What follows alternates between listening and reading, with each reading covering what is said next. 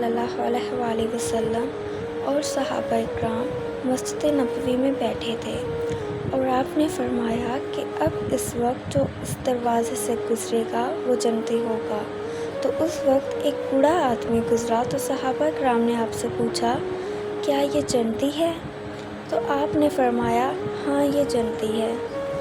دوسرے دن پھر آپ نے فرمایا کہ اب جو دوسرے اس دروازے سے گزرے گا وہ بھی جنتی ہوگا۔ تو پھر وہی بوڑھا آدمی گزرا تو صحابہ اکرام نے فرمایا کیا نبی پاک یہ جنتی ہے؟ تو آپ نے فرمایا ہاں۔ 2-3 مرتبہ پھر ایسا ہی ہوا تو ایک صحابی جو رات کو عشاء کی نماز میں پورے قرآن پاک کی تلاوت کرتے تھے انہوں نے فرمایا کہ آپ نے کبھی ہمیں جنتی کیوں نہیں کہا؟ تو وہ اس آدمی کے گھر پر رکے، ایک رات رکے، انہوں نے فجر کی نماز پڑھی، اس بوڑھے آدمی نے نہ پڑھی تو نہ فجر کی، نہ ظہر، نہ عصر، نہ مغرب، نہ ہی عشاء کی نماز پڑھی۔ تو وہ 2 صحابی حیران ہو کر چادر لی اور سو گئے۔ انہوں نے پھر دیکھا اور چوری چوری دیکھتے ہی رہے کہ آخر کار یہ کیا عمل کرتا ہے کہ 2 جہانوں کے سردار نے اس کو جنتی کہا۔ اس نے کچھ بھی نہ کیا۔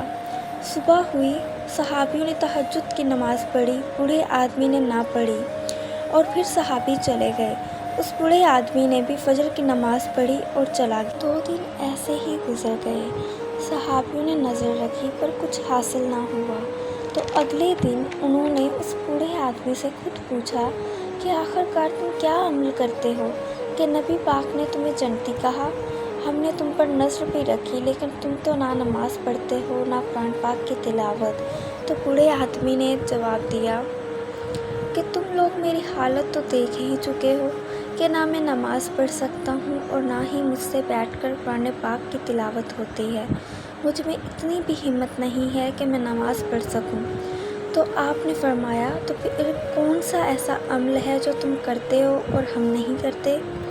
تو اس بوڑھے آدمی نے کہا کہ میں اپنے دل میں بغض نہیں رکھتا، نہ ہی میں اپنے دل میں کوئی میل رکھتا ہوں، نہ ہی حسد رکھتا ہوں، میرا دل صاف ہے، اس لیے مجھے 2 جہانوں کے سردار نے جنتی کہا ہے۔ اس لیے ہمیں چاہیے کہ اپنے دل میں بغض، کینہ، حسد نہ رکھیں اور اپنے دل کو صاف رکھیں، اپنی نیت صاف رکھیں